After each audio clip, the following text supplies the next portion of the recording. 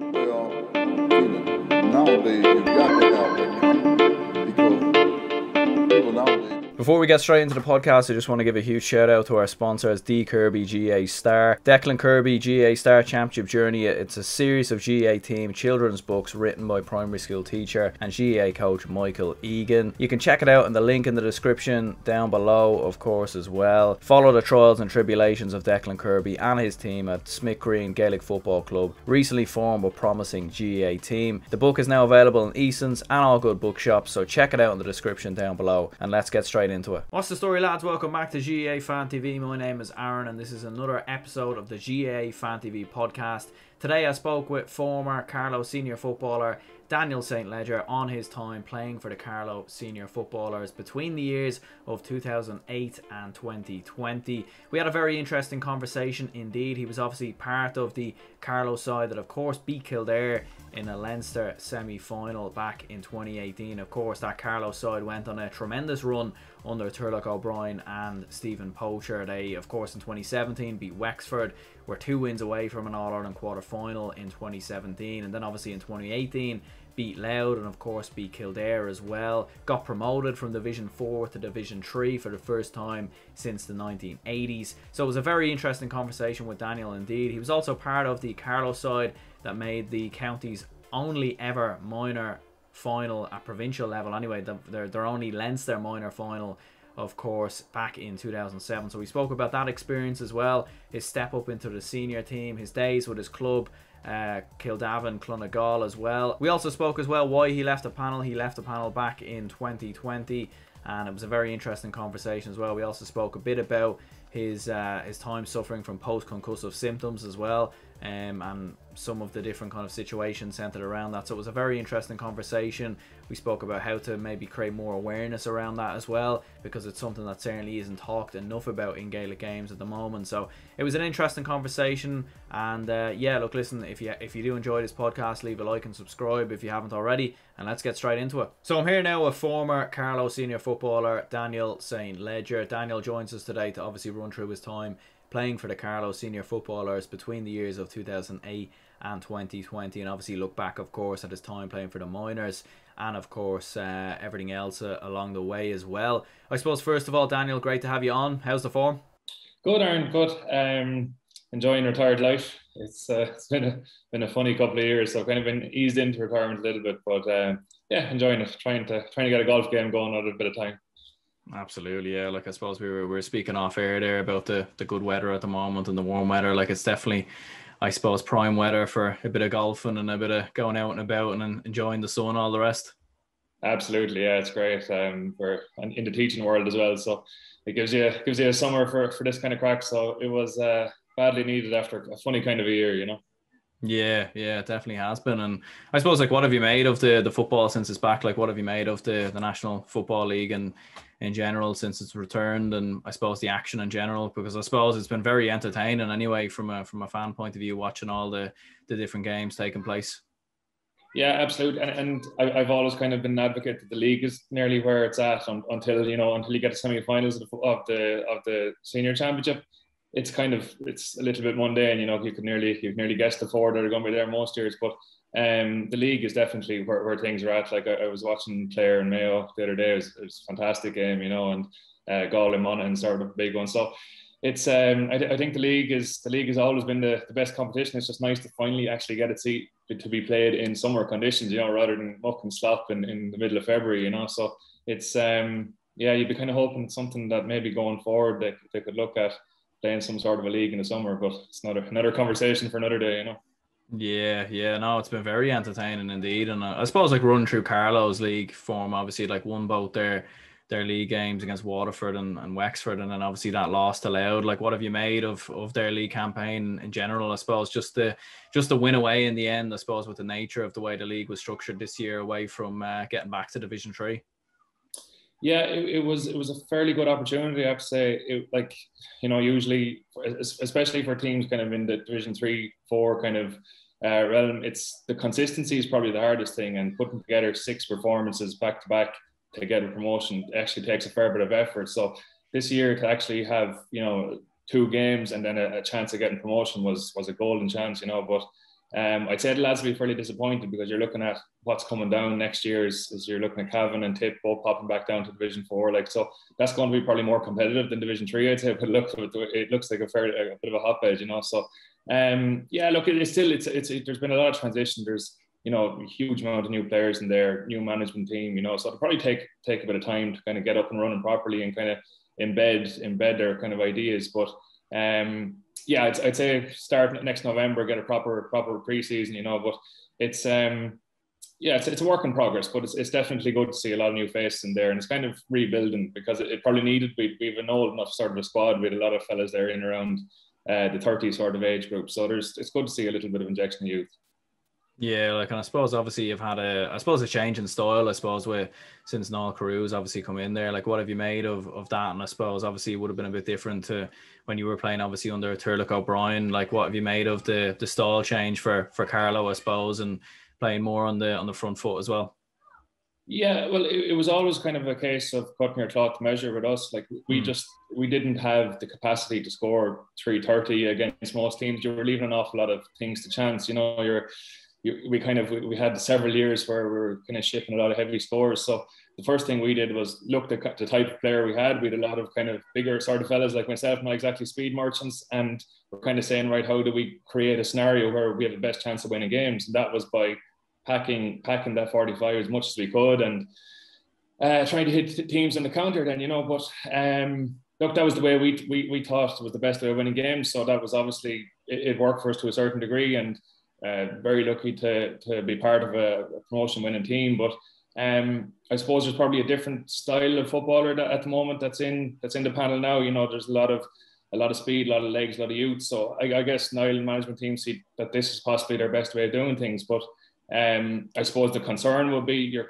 still conceding big scores, and if you're conceding big and not scoring to match that, it's probably a bit of a risk. But as I said, that it is a work in progress. Like our first year with Turlough and when Stephen Poacher came in, it took us a while to get used to what we were doing as well. So I suppose it's probably a little bit early to judge it yet, but it's definitely, I'd say the defensive side of things will be something that they'll look at, because I know myself from watching the game at the weekend, I wouldn't have liked to be in a back there, you know, because you're kind of getting exposed a fair bit. So it's not easy, but as I said, it's probably striking the balance between keeping your goals kind of tight and still being able to play out a bit of expression and a bit of freedom, you know?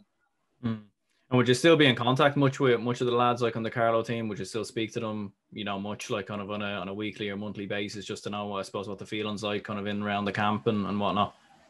Yeah, sure. We'll be in touch with a good few of the lads still. You know, like I've made some of my best friends are still in there, and I've friends that are part of the S&C team as well. So we'll be chatting a good bit. I try not to really be that fella now outside who asked all the questions, you know, because you don't want to be putting them in that position. But no, the lads seem to be enjoying the setup, you know, and I suppose a shorter year has helped insofar as like everyone was mad keen to get back going and get back training. So it's been it's probably something I think that the whole GAA could do with is a shorter kind of season, because it's definitely a lot more palatable for some of the lads who are in around my age bracket, you know, to say to themselves, right, this is going to be a 3 or 4 month stint. It's not going to be November till the following July or whatever it might be. So yeah, from by all the soundings, they're enjoying it. I haven't spoken to them since Sunday, so that was probably a bit of or since Saturday. So that was a bit of a reality check for them, I'd say. Will be, I know for sure, they'll be extremely disappointed with conceding that level of scores. We like the last 3 times we played Loud, we bet them, so that would have been fairly disappointing. But as I said, look, work in progress, but probably looking forward to 2 weeks now. They don't have much time to lick the wounds. Yeah, 100%. And I suppose like Longford, obviously in the championship, like I suppose a lot of people would have been expecting Longford to probably go down to Division 4 when they were paired up with Tipperary, but I suppose they'll be the ones carrying a bit of momentum, I suppose, going into that game after a huge win over Tip in a Division 3 relegation playoff. Yeah, and then Longford are like an incredibly well organised team. Cork Davis has them set up really, really well. They play they're extremely systematic. I think we played them maybe 3 or 4 times between leagues and challenge games, and played in the qualifiers a couple of years ago as well. And they're just really, really hard to break down. They're a team we kind of struggled against with our system, because when we were setting up for the counter attack, they used to set up similarly, and they were happy to keep ball for 3, 4, 5, 6 minute spells, and that can be very frustrating for a team who's sitting in and defending. So we consistently struggle to beat them. So they'll probably do the same, I'd say, on whenever it is 2 weeks' time. They'll probably try to keep ball, and they'll be very rigid. So it'll depend if our lads get caught pushing high up the field, there will be holes down to counter attack into. So it'll be kind of checks and balances. So the lads will really have to. The older lads who have played Longford before will have to use that bit of experience and kind of understand what they're coming up against, and kind of cut the cloth to measure a bit. Yeah, 100%. It's definitely going to be an interesting game, all right. And I suppose not having qualifiers as well, like, I suppose is probably a disappointment in many ways, I suppose, for a lot of counties, obviously, across Leinster, obviously, with the fact that I suppose Dublin and there are probably most likely always going to be the top dogs. Like, I suppose, like, what's your thoughts on there not being qualifiers? I know obviously with the schedule and obviously trying to get clubs back as soon as possible, it was probably the right thing to do in the end. But is there a sense of disappointment maybe that they couldn't fit some qualifiers in there, so you couldn't maybe get an extra couple of games or anything like that? Yeah, it's a funny one. Like, I was listening to the Alliance League Sunday and they were talking about Kildare and Meath game, and I think Joanne Campbell was talking about the couple of players who got injured for Kildare and Meath, and she was saying it's a big worry for them going into the championship now. But I was kind of thinking those injuries were perfectly legitimate, because that is their championship, you know, and whether we can dance around it, like, but there is no real championship for Leinster teams at the moment, because with all the goodwill in the world, nobody's going to be beating Dublin anytime soon, I don't think. So, like, that promotion game for Meath and Kildare, that was everything for them, and they had to absolutely go like hell for leather at it. As regards qualifiers, again, you're kind of prolonging a year again, and especially from in years gone by, you know, you could have 4 or 5 week break to a qualifier after losing your championship game. I always found it a drag. It was a really tough wait, because you're in this kind of a quandary of, you might have a week off, you might be back with the clubs for a week, and then you'll have 3 weeks of sort of middle of the road training, not knowing who you're playing, without a focus. If you get some sort of system where you knew you were playing, let's say 2 weeks after the championship game, and then you had a week on week, maybe not so bad. But I'd say in the current climate, I think the feeling I'm getting is lads are happy enough to have their championship game and let that be it. And then, as you say, go back to the clubs and get that started, you know? Yeah, no, that's fair enough. Like, and I suppose we'll run through your time obviously playing for Carlow between the years of 2008 and 2020, and obviously you're involved with the minor team as well in 2007. How would you reflect on it all now through your time with the minors and the senior team as well? Yeah, it was funny. If you asked me this question a year ago, I'd have had a list of grievances as long as your arm. You know, it was funny. You're kind of looking at it in a micro sense when you just finished playing. You're looking at this individual incident or this individual training session that annoyed you, or something that happened that was wrong. But kind of when you step back and look at it in a macro sense, like, in the grand scheme of things, I was incredibly lucky. You know, I managed to play for whatever it was, 13, 14 years with seniors, and like the minor experience, like, it was something that no Carlow team has really gone to before. I know it might seem like small pickings for most counties, but a huge thing for us, you know. And as I said, I've made like incredible friends since that minor time. You know, there's a huge amount which is still really close. So I think all in all, you've had to look back at it and be pretty happy. You know, there's definitely some small regrets, but all in all, I think it's given me some fairly good life experiences. You know. Yeah, no, definitely some memories. All right, I can imagine, like, looking back on it all. And I suppose 2007, obviously, and that you know, getting to a Leinster Minor Final, like, it was, you made it all the way to the Leinster Final, beating the likes of Meath, Wexford, Westmeath, and Louth before the loss to Laois. Like, I suppose, I think it was the only time that Carlow ever made a Leinster final at minor level anyway. So, I mean, it must have been quite a special feeling to step out and, you know, in a minor final for Carlow on that day. Yeah, it was amazing. And we had, like, it was probably the first time there was a real emphasis put on a development squad in Carlow. So our group had kind of come from maybe, I think, under 14s, 15s, 16s. We've kind of been kept together, the same group of lads the whole time. And I think there was probably an awareness that there was a fairly decent core of players. And a lot of those players would probably have made up the senior team for the last 10 years as well. But that year was incredible. We actually lost to Longford in the first round of the championship. And I think Mickey Quinn was playing that day. I was full back, he was full forward, and he got a couple of goals off, you know, gave me a good roasting. But Yeah, after that, we just got a bit of momentum going again. And we actually, earlier that year, we got into the Ulster Minor League, and we shipped a good few beatings, but we were on the road most weekends, and we were, kind of bonding as a group and everything. And I think that had a huge bearing on us, because we were kind of getting used to playing at a higher standard, where a lot of Leinster teams wouldn't have been involved in any kind of structured league. So that was fantastic for us. We played Tyrone, played Down, played Monaghan and Cavan. And even just to break the seal of playing kind of teams that you haven't played before, notoriously when you're in Carlow, you'll play a practice game against Waterford, Wexford, Wicklow, maybe Laois the odd time. So just even getting out of that bubble was I think, a really good move. Declan McGovern was our manager he was with Offaly, I think, selected recently as well, but he was a little bit of a visionary in that regard. So he was kind of doing bits and pieces that probably hadn't been done before tactically and that kind of stuff. And he always had a good approach to things. And I think that had a huge impact on us, because it gave the team a really good focus and direction. But yeah, it was that whole journey, that whole summer was just amazing. And we actually played the semi-final in Croke Park as well against Louth. So we got 2 days out, and that the Leinster final, that Laois team were an incredible team.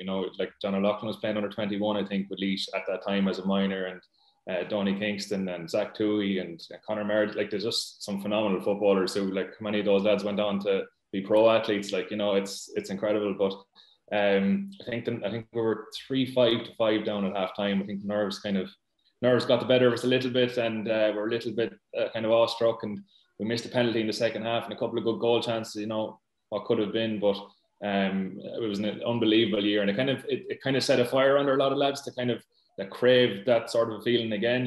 It's sometimes, especially in Carlow, when underage players don't have any kind of success from under 14s right through to minor, they're just shipping beatings and beatings and beatings. It kind of doesn't give you much of a desire to give up 9 months of your year to play with the county for something similar. But we were lucky that we kind of had the opposite kind of feeling to that, So it definitely kind of sparked something in a lot of lads, I think. Yeah, because I'd imagine, like, kind of in the later years then, like in 2018 and 2017 and whatnot, like, even that, like, experience of playing in Croke Park and playing in a big occasion, like, probably stood to you, and I suppose a few of the other lads who were part of the minor team back then. Yeah, absolutely. And like, we played Meath there the following year in senior championship, and that was my first year playing with seniors, but 2008. But it was no big deal really. It was no major thing. Now we got a walloping as well, but that would have been the first time, like, lads who were maybe 10 years older than me, the first time they were playing in Croke Park. So it was a great grounding for a lot of lads, and it was some really good characters there that I think it stood to them as well going forward. So it's I think it was a great start to have. It was a great start to have under your belt, and it definitely gave a huge amount of enthusiasm going forward, and like, it was tested over the years. There was times where it was kind of eroded away and chipped away, but thankfully, as you said, in 2017, 2018, we were getting a little bit of reward for that. Yeah, like, and I suppose going straight up to senior level as well. Like, now, I take it you didn't play under 20 level or anything like that. So I suppose, like, that must have been a big step up going from minor straight to the senior team. Yeah, it was. Paul Beelan had taken over. There was actually quite a good buzz around the place at the time, and there was, I think, we played Dublin in a Burn Cup game. I think it was just the week before my mock started, and they drew the first day in Parnell Park, and there's a replay the following Sunday. So Paul gave me the ring on a Friday to call up, and like, geez, I've never had a feeling like it. It was incredible. I was in school, as you do, and the phone is buzzing, and pretending to go down to the jacks and say nothing, answer it down there. But it was just an incredible feeling, like, and to be out playing Dublin in your first kind of official game as such, was unbelievable. And then to sit down to English paper one the next morning wasn't ideal, but it was an incredible start. Yeah. Yeah, absolutely. Like, and I suppose, like you mentioned with the Meath game as well, then in the Leinster Championship, like, I'd say that was quite the experience as well to go up against that Meath side that certainly had a lot of quality coming through as well, and some of those players would eventually go on and win a Leinster title of their own. So I suppose it was I say that was quite an experience as well. Yeah, it was kind of eye-opening. Like, you kind of think, I suppose, obviously, as an 18-year-old, you're naive enough to a lot of things and how things are working. But I thought everything was going great in the camp beforehand. I thought everyone was moving well. I thought we had a fairly good idea of what we were doing. And it was boys against men stuff that day. Like that was it was kind of funny, like, because you're thinking this isn't really the way this is supposed to be going. You know, the last time we were in Croke Park, it was, you know, in a Leinster final being competitive, and now you're here losing by whatever it was, 20 something points. You know, so no, that wasn't the greatest day. No, it was. I was kind of oblivious to it at the time because I was just so over the moon to be there, to be back playing the senior championship game. It kind of went over my head a little bit. But looking back on it now, I'd say that probably could have finished an awful lot of our older lads. You know, with a huge turnover of players after that year for 2009, 2010 was a fairly big change from a lot of those fellas, you know. Yeah, absolutely. I can imagine so. Like, and I suppose then the Louth game in 2011, like obviously Louth at the time were just on the back of, they were in the Leinster final obviously a year previously and were beaten by Meath quite controversially, obviously, as we all know. So you obviously played them in that 2011 game and beat them. Like, I'd say that was a huge feeling, because I think it was a couple of years since you'd won a championship game, like up until that point. So I'd say that was a huge moment for yourselves.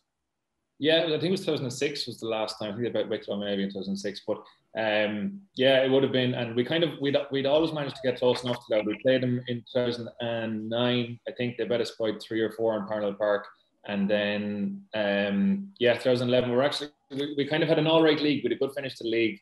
Luke Dempsey was over us, and we kind of had a bit of momentum going into that game. But there was kind of room for a scalp, like that. We thought, you know, Louth will always give you a chance to let you play a bit. You know, there wasn't anything overly structured about it. It was fairly open and free flowing kind of stuff. So that kind of suited us at the time. And Brendan Murphy came back from Australia the year before, so he was kind of bedding in a bit. Like, I think he got 3 or 4 from play that day. An unbelievable performance. And we kind of had a good crew of that minor team. Was 2 years older as well. So I suppose it was still a flash in the pan, though. It wasn't something that had been grown and developing and like an organised performance. It was just one of those days where everything went right for you. And you could kind of see that in the semi-final against Wexford, that we were just blown away. Wexford were a fairly decent team at the time, and they had a very organised kind of game plan and stuff like that. And they kind of gave us a bit of a walloping. But again, at the time, it seemed like the best thing in the world. But when you're kind of starting to realise these are only flash in the pans, and it wasn't because of any real development that had taken place over a year, it kind of, again, in hindsight, it took the glow off it. But at the time, sure, it was the Kings of Carlow. You were going home, and there was everyone took the Monday off work. You know, it was brilliant. But again, it was probably in a weird kind of a transition in kind of GAA as well. It was a little bit of a throwback to more amateur times. Like, we were probably behind the curve anyway. But S&C kind of had only really started for us anyway in about 2009. Like, realistically, where lads started taking it seriously, and it was still very much so amateur, even compared to like 7 or 8 years later. Like, they're worlds apart now. So it was a little bit of a throwback to simpler times, but good nonetheless. Yeah, no, like, and I think it's definitely worth celebrating. Like, you have to take the wins when they come along, and I suppose, like what you said there, like 2006 since the last championship win, like I'd imagine, like how would you even get the motivation, I suppose, year on year to keep going, and especially for a lot of the other lads in there as well, to, I suppose, like, give up so much time to play for Carlow and the senior team. And like, obviously you're commuting to Dublin then for work, and it's probably the same for a lot of other lads. Like, how would you find that motivation, and what would it be that would kind of keep you going and keep you turning up for training, I suppose, week on week? Yeah, it was funny. Like, there was never really an occasion where, you know, obviously the year might finish badly and you might be a bit cheesed off at things, but there was never an occasion where I was like, no, I've no interest in going back in November. You know, there was always that bit of a buzz, and anytime there wasn't, I said I'd finish it. And when I finished it, I kind of had that feeling that, no, the energy is not there for it anymore. I suppose you're sort of institutionalized a little bit. Like, all my friends were doing it, you know, so it wasn't, if I had left that environment, I'd have been leaving a huge social side as well. You know, it's funny even now, like, when, like, I've nothing to be at anymore at the moment. So if I wanted to give one of the lads a shout for a pint or whatever, there's very few of them around, because they're all preparing for Louth on Saturday, or they're all getting ready for a different championship match somewhere else. So a huge part of my social circle was still involved in intercounty. So from that point of view, it just felt like something that you just stayed doing, because a bit of a sheep, I suppose, because everyone else is doing it. But no, and like, you love it as well. Like, it's a great opportunity to, even just develop different skills, like, and it's definitely helped me in my working life and outside of that as well. And you're kind of building that resilience, I think, especially with probably a lot of Division 4 teams. You're developing that resilience that to keep coming back for more when things might not necessarily be fantastic, you know. So it's definitely something that was I think helped me personally. And you know, there was a really good group of lads that kind of were consistently going, and you kind of felt you'd have been letting those fellas down as well if you did pull the plug. So it was no, it was definitely the friendships and that, the bit of camaraderie that you kind of keep going back for, because it definitely wasn't the hammerings, or it wasn't the shitty nights out in the centre of excellence when you're getting ran around the place. So yeah, from that point of view, it's just socially it was class for a good while, you know. Yeah, I suppose that's it. That's kind of how it is with most things, I suppose. And I'd imagine, yeah, it's the memories and the experience, I suppose, that probably drew you back into it. And I suppose probably the same for a lot of the other lads in the team. And I suppose when Turlough OBrien came in, that was really when you kind of took things, I suppose, up a notch, like in 2017. And obviously when Stephen Poacher came in as well. Like, what was that like working under Turlough OBrien and Stephen Poacher, I suppose? Well, Turlough came initially in 2014. Anthony Rainbow had us, and in fairness, things were at a really low ebb. And like, when I say you're talking lucky to have double figures at training kind of thing, like, you know, things were as bad as it ever been in Carlow. And Anthony looked for a bit of help from Turlough because he was practically doing the thing on his own, more or less. Himself and Damien McMahon, I think, were the two selectors, but there was very little help for him. And Turlough came in and kind of gave the thing a bit of energy. But that year in Championship, Meath bet us by, I think it was 7-13 to 6 or 7 points or something like that.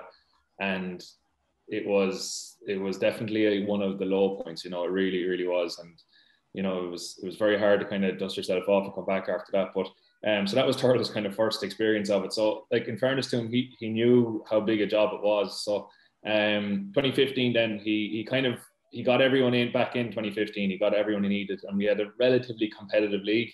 But again, probably didn't have the organisation on the field to really compete. And 2015 and 2016 again weren't hectic. And in fairness to Turlough, he kind of knew we needed something different, because we were shipping huge scores year on year, and you just can't compete when you're shipping scores. So obviously Stephen has the glory of having the tag as the defensive coach, like, but he, in fairness to him, he came in and yes, he stemmed the flow from that point of view, but he kind of revolutionized how we trained and how we thought about the game in general. And yes, he definitely made us more pragmatic, but from the point of view of an enjoyment side of things, like 2017, 2018, were two incredible years. And you know, after 2016, I was very much so on the edge myself. I was kind of really saying, I'm just not enjoying this at the moment. And we came back we had a meeting in November 2016, Stephen's first meeting with us. And I had gone into the meeting, I had a list of things that I was going to give out about and say, this is wrong, that's wrong. We need, you know, you usual stuff you have in your head when you're driving in. But in fairness, Poacher, he had everything kind of listed off already. He said, this is what we're going to sort out.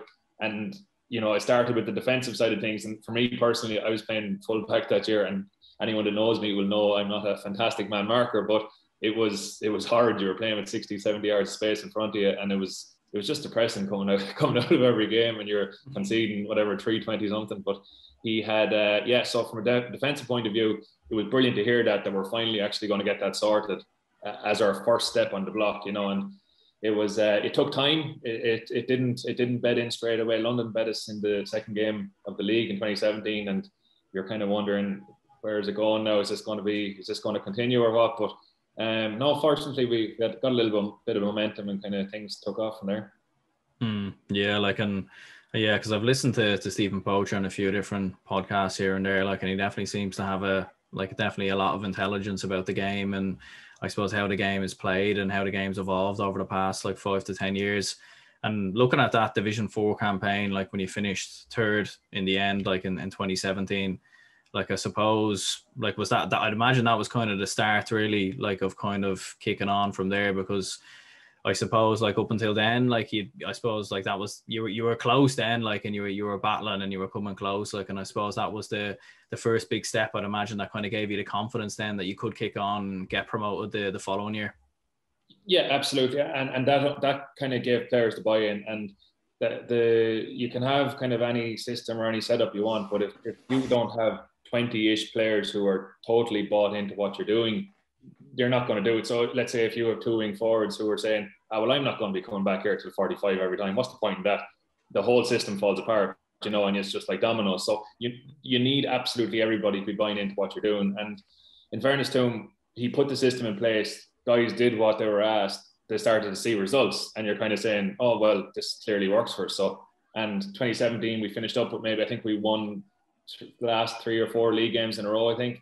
And then that kind of fed into the Wexford game, Championship, and Dublin, and then Monaghan, and it all kind of snowballed from there. But as soon as players saw the little bit of success coming from what we were doing, it really helped him to get us to buy in. And the London game was an example for us, I think, of what happens when we don't buy in. When we drew Westmeath in the first game, played really well, stuck to the system rigidly, and then we played London in the second game, and kind of maybe we thought, look, we can kind of go off script here a little bit. It's only London.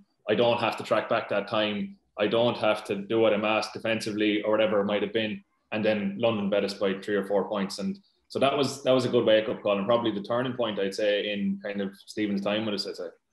Yeah, absolutely, I can imagine. So definitely carried a lot of momentum, and I suppose getting that win over Wexford and then obviously the Dublin game as well. I suppose huge exposure, obviously playing the Dubs, and it was on TV. I think it was on Sky Sports that day. So all the cameras were there, and I suppose a big occasion for Carlow to have that game. And I suppose you did yourselves proud as well. It was, when you look at, I think some of the score totals that Dublin racked up in the rest of the championship, I think they hit 19 points that day. And, so I'd imagine it was an interesting occasion for yourselves anyway. Yeah, it was very cool. Yeah, even just being on Sky Sports was a big thing. I think it's the first time I've ever played on a live match. I say it was for most of the lads, it was similar, but yeah, we'd make no bones about that. Really, we didn't come out to play anything. We just kind of had to deal with the circumstances we had to deal with, and the reality is the gap between Dublin and us is incredible, so we couldn't go out there and say, we'll give it a go and have a cut off it, because we'd have been ripped asunder, and people might say that was a very negative approach, or very why would you not play if you're not trying to win? But the reality was we knew we had a qualifier coming in 2 weeks. We needed to, if we got bet by 40 points, everyone would be disgusted. You go home in awful form. But we made ourselves competitive. Again, you don't want to be taking any pride in a loss, but it did give us a little bit of a foundation to say, look what our system can do against the probably best team in the country. And they were off the pace as well. They were still, I'd say, coming out of a heavy block, but irrespective, it kind of gave us a little bit of confidence in what we were doing. And we kind of carried that through then to, I think it was London the following week and then Leitrim. But we were always aware that this isn't a one-off game. We're looking at the longer term, because you just don't want to come out with a 420 to 3 or 4 point loss, and I know people will come back, and I've had this conversation or argument with a lot of people that say, well, sure, you may as well get bet by 30 points as opposed to 1, but I can assure you, you don't want to get bet by 30 points. We've had enough of them, and they're not a nice place to be. Yeah, I can imagine so, because I suppose it's about building confidence, and it's about going in with a bit of momentum. And I suppose that's what you did. You obviously got the win over London and Leitrim, and even in the Monaghan game as well. It was a 5-point defeat, and I suppose probably a lot closer than people imagined when you think back to Monaghan and you look at Monaghan now even. So I suppose it was a good run for yourselves, and you were just, I suppose, a win away from the final round of the qualifiers. Yeah, that Monaghan game probably felt like the kind of the Dublin game. It felt like we're the circus freaks. How many lads can you fit inside the 45? But I thought we played a little bit more in the Monaghan game. We kind of expressed ourselves a small bit more, and it was probably the last 10 minutes. We had a little mantra the following year. I think it was, what was it? There was 5 minutes left, and I think it was level. And Poacher had some little phrase for the following year where I think we had 5 turnovers in the last 5 minutes, and those 5 turnovers led to 5 scores. And he had some way of kind of reminding ourselves when the game was in the melting pot, then the following year, just think back to the Monaghan game, and he had some little way of kind of some little rhyme for it. But it was, that's what it came down to. And Monaghan unloaded a couple of lads off the bench as well, which we couldn't live with that, that level of condition that they were able to bring in for the last 10 or 15 minutes. But it probably came down to not minding the ball for us for those last couple of minutes is what was the major turning point. But again, it felt like a proper championship game. And it's probably one that I'd look back on with a good bit of fondness, because it kind of felt like we were actually being taken seriously for once in the national circumstances. You know, it actually felt like people thought, Jesus, yeah, they're actually able to play a little bit. You know, so yeah, that was a really good day in Carlow. Yeah, absolutely. Like, and I suppose moving on from that in 2018, like obviously getting promoted to Division 3, like I suppose a historic moment in many ways for Carlow. I think it was the mid 1980s, maybe the last time you were out of Division 4. So I'd say that was a huge occasion to get back to Division 3, and I suppose have that celebrations and have that day out once again in Croke Park. Yeah, it's so frustrating every year when you're talking. The first thing you talk about is, right, lads, we need to get promoted from Division 4, and you do the same things that you did for the previous 10 years not to get promoted, and you're just saying, well, how are things ever going to change? But in fairness, it was probably the one year where, like, Stephen had his approach to things and players bought in. So we knew kind of before the year it even started that, look, if we just stick to script, we have a fairly good chance, you know. But it was some relief, because you just have years of talking about it and you're so sick to the teeth of talking about Division 4, get out of the league and all that crack. And it was just great to do it in a controlled way. Like when we were talking earlier about the Louth game 2011 being a flash in the pan, this wasn't really. This was kind of a controlled, whatever, 6 or 7 games we played. Obviously the 2 Laois games were a little bit of a black mark on both of them, but up to that point, we were, you know, very organised, very controlled. There was obviously when we got promoted, it was a massive celebration and it was brilliant. But up to that point, it was very calm and collected. But it was so nice going into each game, kind of knowing, right, if we're in or around this at halftime, we're probably going to win it. You know, there was a real belief within the squad that, you know, we used to always say, if we're within a couple of points at halftime, we'll see it out. You know, our system would have eventually ground teams down, you know, and it did a lot of the time. And, you know, it was just a very, very nice league campaign to look back on. It was the kind of the first league we had the lights in Dr. Cullen Park. So you had Sunday night matches or Saturday night matches and good crowds in it. And the atmosphere is brilliant. And it's funny, if you talk to any player asking about Sunday matches at 2 o'clock are a dread to play league games. They're absolutely hard. It's so hard to be right for them and the energy is low and everything. But Saturday night games are a dream and you've a bit of a weekend for yourself. But yeah, that was definitely the high point for me, was that day up in Antrim when we turned them over. You know, that was just an incredible relief more than anything else. Yeah, I can imagine so. Like, and I suppose the momentum like it gave is obviously going ahead into the championship, and obviously the 7-point win over Kildare in 2018. Like, I suppose probably one of the most famous days in many ways in Carlow GAA history. Like to beat Kildare, fair enough, but to beat them in the way you did, like you beat them quite comfortably in the end. I suppose, what was it like to be involved in the celebrations? I'd say there was definitely a lot of celebrations after that game. There was. It was, there were great times. Like, and it's funny, I've been talking about the league since the start here and the importance of the league, but for supporters, I think, and now even for myself as an observer, the championship is the days to do it. You know, it is the proper day out, and it was. I don't want to say a flash in the pan, but because we played Louth 2 weeks previous, and I think we scored 218 or something like that. So we kind of knew we were onto something good, you know. And it was kind of it was a little bit annoying because we were being labelled as a defensive team, but we were coming out with, like, we were averaging maybe 21 points a game in the league. Again, 217 against Louth, and so we kind of knew we were onto the right thing. But again, it was. We probably had to rein it in a small bit for Kildare and probably bring it down to a bit of a shitfest for a while, for want of a better word. But because at the end of the day, you are dealing with a Division 1 team, like, you know. So we had to cut our cloth measure, and it was just one of those days. Like, we had 100% with our shooting. Like, I mean, that doesn't happen every day. So you can there's an element of flash in the pan about it, but we would have worked for so long on efficiency in your shooting and about where you're shooting from and who you get the ball to shoot. Like, it was, I know Dublin are lauded for it at the moment, that they'll work it until the very last moment, until it's absolutely right. And if they have to do it for 10 minutes, they will, you know.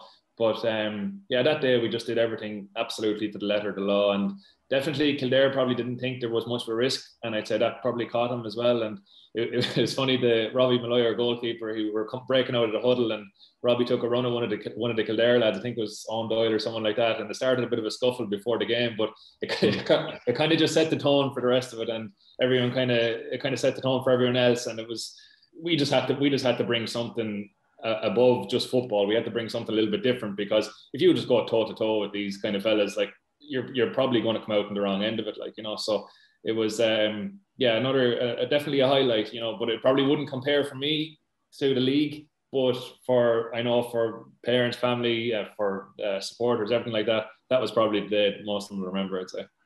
Yeah, absolutely. Yeah, like, well, I suppose, yeah, because the league, obviously, you got that day out in Croke Park, and you obviously got up to Division 3. You kind of probably had more of an impact, I suppose, on the season and what was happening in the next year. I suppose getting another crack at Laois once again, like, you always seem to come up against Laois, like, somewhere along the way, and it was a Leinster semi-final this time at Croke Park. I suppose only a couple of points in it, but how would you kind of look back on that now? Like, would you look back at a kind of a missed opportunity in many ways to potentially get to a Leinster final, or would you kind of think, you know, that was, you'd kind of achieved what you set out to, I suppose, already by getting to a Leinster semi-final? Yeah, it was. Yeah, it was. The Laois games were a bit sickening. Like, there was, I think we played them in the final game in the league, and Carlow lost by a point. We played them in the league final, they bet us by 4 or 5, and then in the Leinster semi, they bet us by whatever it was, 4 as well, I think.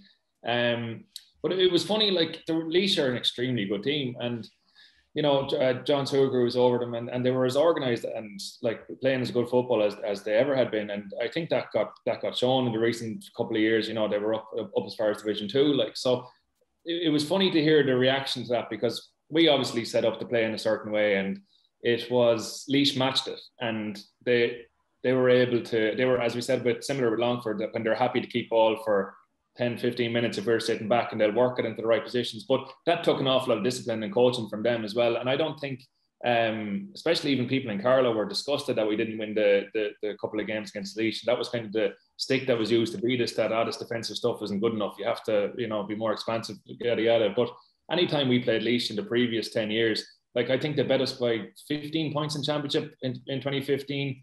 They bet us by maybe 7 or 8 the year before that, or a couple of years before that. So it wasn't as if we were getting close to them. This was as competitive as we had been, you know, with Laois. And but I still think we didn't have the same levels of aggression probably as we had against Kildare. That same bite wasn't there. And there's no doubt about it as well. Playing in Croke Park has a different sort of, it has a different impact on your energy. Like, you're playing in tighter grounds in Carlow or in Tullamore or wherever it might be. For our style that we played at that time in our system, you needed more compaction, and Croke Park's a little bit longer. I know the dimensions are probably not a million miles off most places, but it seems like a bigger place, and sometimes it's harder to move through the lines, through the hands the way we'd like to do it.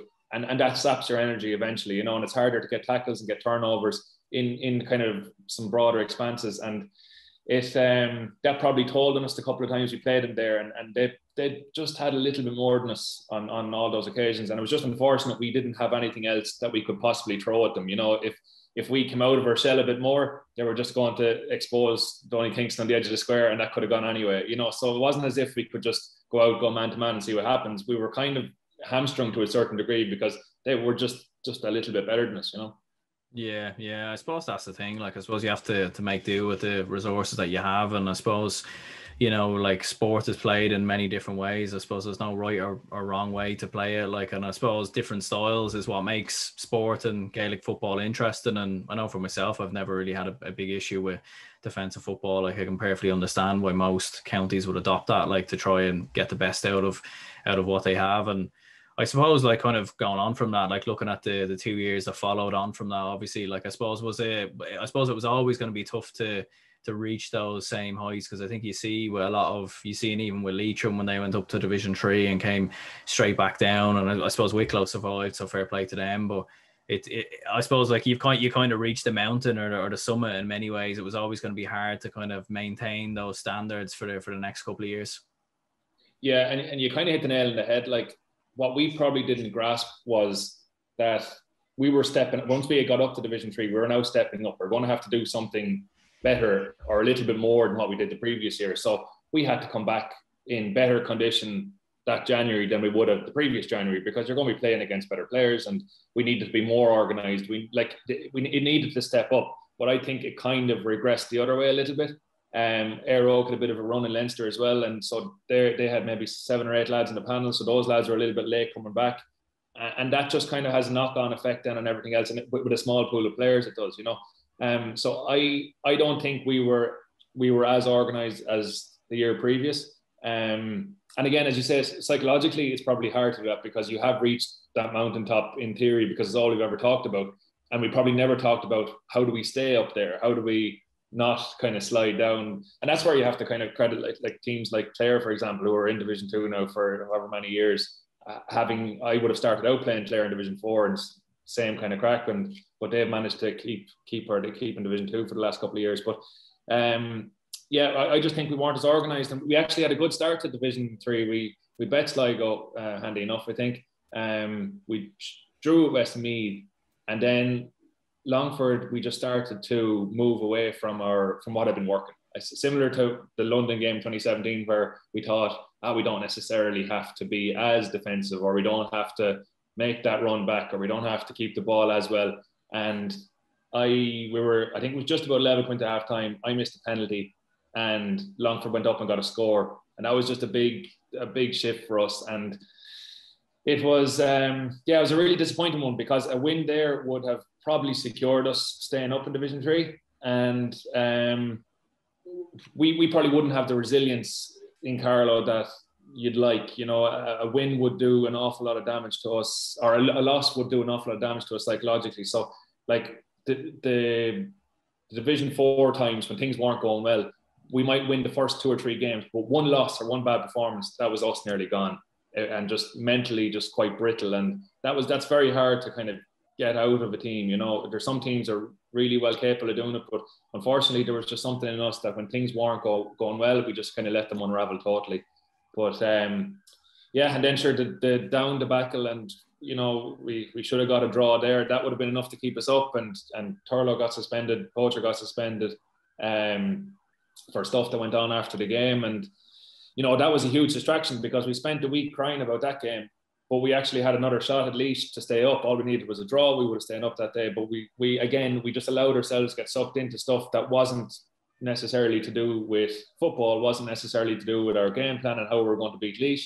And like that was a little bit frustrating, because we still had a chance to stay up, but we were kind of too preoccupied with the injustice that had been done. And again, depends what side of the fence you're on. Like, you know, you can't let referees be having an influence in games one way or the other. So look, we don't have ourselves to blame from that point of view. But that was a real hammer blow, because I think we're more than good enough to actually have stayed up that year. And I think Offaly got a point in the last minute to draw with Sligo or something like that, and that kept them up and us when we went down. But yeah, that was a bit of a sickener, to be honest. Yeah, no, I can imagine so, because I remember it definitely went down to the wire, all right, and I think there was a late point in that game or something like that happened that kind of changed it in the end. And I think it was score difference between like 3 or 4 teams, I think, that eventually, I think, sent us down. And I suppose, like, after that, obviously, and going into 2020 and the lockdown, you obviously left the panel. Like, what were the kind of main reasons, I suppose, for leaving the Carlow team, I suppose, as early as you did? Yeah, again, hindsight's a great thing, but I probably should have left it at 2019 after we got relegated again. I think that might have been the right time to go. We kind of got wind that Stephen was coming back and that the same management team was coming back, so it gave a little bit of renewed sort of energy. And then just before the start of the pre-season, kind of Stephen said he couldn't commit, and Turlough then was kind of he had no option but to stay on, really, in fairness to him. Like, he was kind of caught, but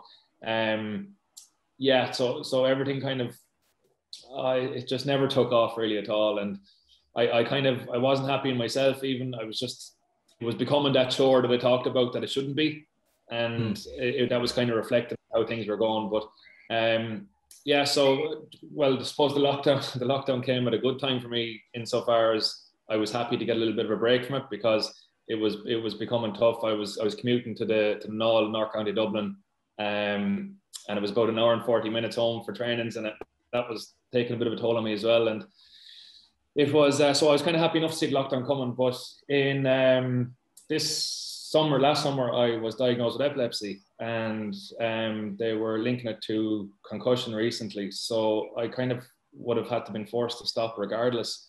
And kind of when your health gets put into kind of a focus like that, it was quite scary. So I'm officially retired now from all contact sports, unfortunately. But it definitely puts into focus what's kind of important. And like I'm lucky that I have a fair bit going on outside of football as well. So it wasn't like the hammer blow where I was sitting at home every day with nothing to do. But it probably was the right time. In hindsight, I probably should have left it after the relegation, I'd say. Yeah, I can imagine so. Like, and because I seen the story, all right, obviously when you were held up in the hospital in Limerick, obviously for 5 days, and I can't imagine how tough that was. Like, especially with it being during the lockdown. Like, I think a lot of people forget that, obviously because of the lockdown and everything else. Like, people, family can't visit you or anything like that, so it's makes it twice as tough, I'd imagine. And I suppose, like you said, with concussive symptoms and. You were. I read a few stories before where you were talking about kind of having different symptoms maybe after games and whatnot. Like, do you think there's enough being done even to kind of promote awareness of that maybe in Gaelic games? Because I feel like it's talked a lot about in America or even in soccer nowadays. And in Gaelic games, I suppose it probably hasn't been discussed maybe that much. Maybe because it's not a professional sport, I'm not sure, but I'd be interested to hear your take on it. Yeah, it probably, like, this sounds awful, but it probably needs something high profile maybe to get the thing kickstarted a little bit, because it's definitely like I'm actually quite lucky. I've only had 4 concussions now. Unfortunately, I've been hospitalized with all 4, so I just have a particularly bad kind of propensity to deal with them. But they're a frightening thing. They really are, and it's probably just a lack of education around them. And they are the invisible injury, and that can be very tricky for management and for players. And you're kind of saying, what's wrong with you? I have a concussion, but it's not like a broken leg where you're in your cast, So it's something that probably there probably needs to be education. I know there was a poster campaign around most clubs and stuff like that, but it's a little bit of tokenism. It probably needs to be something more substantial. And it's probably in the intercounty game, it's probably not as much of a problem. It's when you go down the leagues and you could be playing an intermediate league game somewhere, and there might even be a physio there, stuff like that is quite dangerous. And I know for myself, I would have had delayed symptoms, so I could be fine for 3 hours, and then all of a sudden it could just hit me, and it's pretty much lights out. Like, so that's like, there's only so much you can do, I suppose, from a medical side of it, but it's probably just a little bit more education is probably needed, especially as you come down through the grades a little bit. Intercounty is probably safe enough. You have a doctor and you have a couple of physios. Most panels will have, but definitely when you're playing a junior intermediate game down the back of Carlow somewhere, you could do with someone. Yeah, absolutely. I can imagine so. Like, and I suppose it's one of them things that I know, like, a lot of doctors and physios and everything else are probably all researching. Like, and I suppose with the advancement of technology, hopefully there's something more that can be done. And I suppose with the fact that Gaelic Games isn't a professional organisation, it does make that risk, I suppose, a little bit higher, or with the fact that they might miss something maybe somewhere along the way. And I suppose, like, because you see in, like, with CTE and American football and boxing and whatnot, like, it definitely is something that sadly kind of is on the rise over there. It is kind of being spoke about more about in those countries anyways. Yeah, absolutely. And like you kind of see even at the rugby at the moment, like it's just a constant thing of it's in discussion constantly, and totally understandably, because as someone who's experienced it, it's horrid. Like, it really is. It's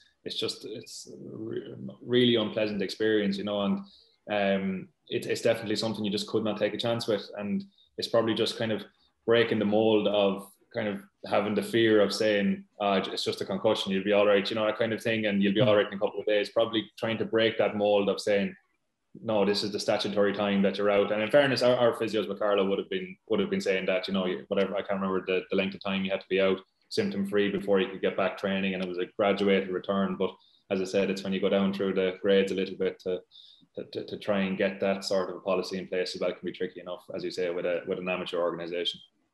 Yeah, yeah, absolutely. Like, and I suppose obviously your club, Kildare, Clonagall, like, I mean, what's it been like, I suppose, to be involved with them, and I suppose going down the years, like, and I suppose in general, like, how competitive is Carlow club football? Because I suppose you see like Éire Óg and the success of them, obviously in the past 5 to 10 years. Like, I mean, it definitely seems to be on the rise as well. The competition, like what you said in 2019, I think it was, like when Éire Óg went on a bit of a run through Leinster. So I suppose it seems fiercely competitive down there, anyways.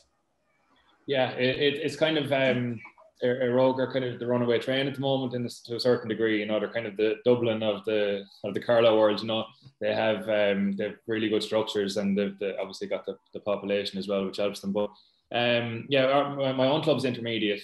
We actually have the county final from last year to play in a couple of weeks' time. Now I'll only be watching, so that'll be bittersweet. But it's I suppose there's a couple of problems. You know, the league at the moment isn't promotion relegation, which takes a little bit of emphasis from league games, which I think is probably to the detriment of the overall thing, because there's not high quality games happening then between April and your first round of championship. So that's probably something that needs to be possibly looked at. I know it was gotten rid of originally because players didn't, or clubs didn't want to play without their county players, because our playing pools wouldn't be massive, you know. So that's why it was originally gotten rid of. But I think if they brought that back, it could significantly help things. But yeah, as Éire Óg, the kind of the beacon, they've got things right, and they've got the setups right. And you know, I'd say it's only a matter of time till they kind of make another breakthrough at some stage with Leinster, because there's some fantastic young footballers. But they're kind of setting a standard for the other clubs. But there is a huge passion for Carlow, especially I know down South Carlow would be mainly the hurling side of things, but like Mount Leinster Rangers are excellent jewel club. They're in the semi-final as well this year, or well, last year's semi-final coming up this summer. But yeah, there's a huge passion for it, but it needs this. I think it's so dependent on the getting youngsters into it and the grassroots side of things, and it's only something that's really come into focus in the last 10 years in Carlow is kind of developing squads and underage, kind of really putting an emphasis on underage. And they have a Club Colts, or a Colts program, where basically they have each grade has a different name, and it's kind of, it gives kids like an academy feel, let's say, without, you know, making it sound too professional. But it's just about getting into the schools and kind of keeping that side of things going, because we have to absolutely drain every resource we have, because the numbers just aren't there, you know. And but yeah, it can be a struggle, especially with numbers. It is tough at times, you know. Yeah, 100%. I can imagine so. Like, all right, like, and yeah, I suppose it's good to see like the promotion obviously on the rise, and I think Carlow have done a phenomenal job obviously over the past like 5 to 10 years of the promotion of the games and everything else. And I think you see that in both, not just the footballers, but obviously the hurlers as well, who've made strides in the past 5 to 10 years.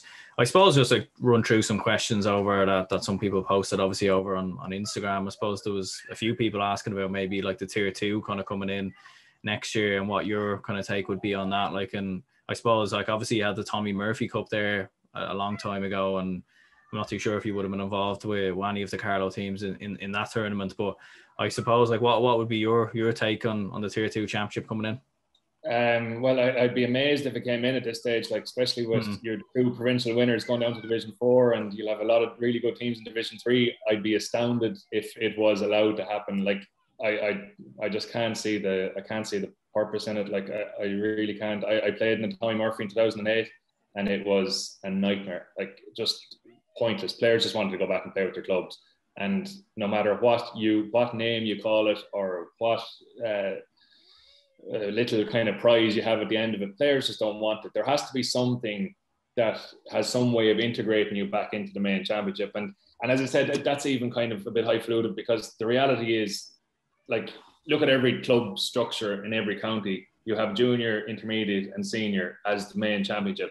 And I just can't understand how there isn't a similar thing in a summertime, kind of a league sort of a style, where it's, you know, your junior, intermediate, and senior, or something of that capacity, and you have a clear pathway. If you're good enough to get out of junior, you go to intermediate, and if you're good enough to get up out of there, you go on to senior, and you give yourself 7 games or whatever you might have, or 6 games, whatever it might be, and you're playing home and away, and it's in summertime, it's not in the depths of winter. I think it is just a no-brainer to flip the year in his head and put the league in summer, but unlikely to happen. But it would take so much emphasis away from November, December, January slog, where most teams are trying to be championship ready for the end of January for their first league game. If you didn't have to be championship ready, let's say for your first, we'll call it the summer league, if you weren't being ready for that until, let's say, the start of May, you could realistically start your preparations in the end of January, and it just frees up a month somewhere for players that it's not literally 12 months of the year, but it's very frustrating. Like, and I think players kind of know it's a little bit of tokenism, and I just can't understand how anyone would really think that there's any value in it. Like, what is a player who's, let's say, for Cavan now, who won an Ulster last year and possibly will have to play in a Tailteann Cup regardless next year? What's going to be the desire there? Who's that going to benefit, really? So look, there's probably 100 different views, but I think it's crazy. And people will say you want games at your own level. Yes, but don't have it as lip service. Actually create a setting, like I just said, with a junior, intermediate, senior, or your 4 groups, your league, and play it in the summertime, But a lot of change would have to happen for that.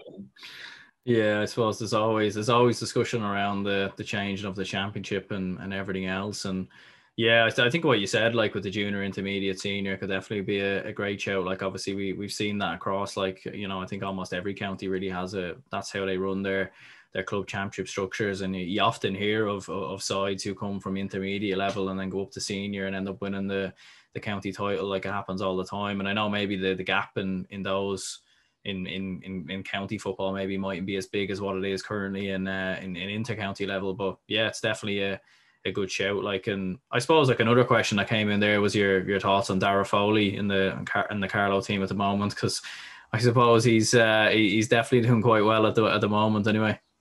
I wonder, did he send that in himself? I wonder. I don't think so. No, maybe I'll go back and check. Maybe he did. No, Dara's flying it. He's Dara would be one of my best friends. He's actually getting married. Oh, really? Yeah. Yeah, in the start of July. So, no, Dara's a great lad. He would have slogged with us from the very start. But he's actually from a rival club to ours. There'd be a fair bit of bad blood between the two of us. So before we knew each other, we were rolling around the ground in senior games first, and then once we started playing with Carlow together, we ended up being very friendly. So he's listen, Dara works harder than most people and does an awful lot of the unseen work that people probably wouldn't appreciate. And it's great just to see him getting a little bit of reward. I know he's in the team of the week last week, and he got the winner against Wexford. And he's an incredibly talented footballer. But he's a real leader in that group, and he will, whether we lose by 20 points the weekend or whether we win by 20, he'll be down early. He'll be getting himself ready for sessions. I don't think he's ever missed a session in the whatever he's been in there in 11 years. I think he's been playing. Like, he's just a fantastic leader for that group. But I won't say any more about him now. He'll get a swelled head if he listens to this. Yeah, I don't know. Maybe it was a mutual friend or something that put that comment in or something like that. But yeah, like, I suppose just 2 questions I've been asking. Like, I suppose at the end of every podcast, really, is just an All-Ireland prediction, I suppose. And then an outside bet. I mean, would you still be? I mean, most people would probably have the Dubs, but I suppose Kerry are I suppose closing in. I'd imagine. Yeah. I just can't see it though. Unfortunately, Dublin are just too systematic, and they're pragmatic in how to do things. Like, there is no having a go. Like, everything is meticulously done, and it's. They are an incredibly good defensive team, and I don't think anyone really highlights that as much. They kind of get labelled with the swashbuckling and stuff, but I just think they're so incredibly strong defensively. And if there's a player, like, they're so intelligent on the field, if there is an opposition player getting a bit of ball, it won't be very long till you see James McCarthy or someone sitting in and doubling up on him. And I just think they're far too strong. And Kerry have so much flair and are an incredibly good side, but I just can't see, when it comes to it, I think Dublin will just be able to take the sting out of them, and I just can't see it happening anytime soon, to be honest with you. They're just far too pragmatic. You'll probably get a couple of good semi-finals and quarterfinals maybe, because I think there's like Dublin, I think, are out on their own, but there's a group of maybe 6 teams who could all beat each other in a given day. And that'll probably make for a quite entertaining championship. But I still think Dublin are just on a different planet altogether. Your bolter, God, I don't know. It's probably the picture. It's a hard one, I suppose. Would it been a straight knockout? Like, I suppose, I don't know. Maybe if there really is one, I suppose maybe in Ulster, maybe might be the best show. Yeah, Ulster is always a tricky one. Like, it's Armagh are obviously making fairly good strides at the moment, and but I always like Donegal as a team. I think they're a really good team. That might be my little prediction. If Michael Murphy can get back fit, he's obviously a huge player for them. But I'll give Kerry is an obvious one to say, but I give Donegal a little squeak if they get out of Ulster unscathed. Yeah, absolutely. Well, I suppose like they'll have a tough draw as well. I think they play like Down and Derry, and then possibly Tyrone, and then maybe an Armagh or Monaghan. So I suppose if they come through that, like, I mean, they'll go into an All-Ireland semi-final against probably Kerry with a lot of confidence. So you'd have to give them a good shout if they definitely come through Ulster. But yeah, cheers anyway, Daniel, for coming on. I appreciate your time, and yeah, cheers for coming on and talking about your time, obviously playing for Carlow, and I suppose best of luck with whatever's next. Brilliant. Thanks a million, Aaron. Appreciate it.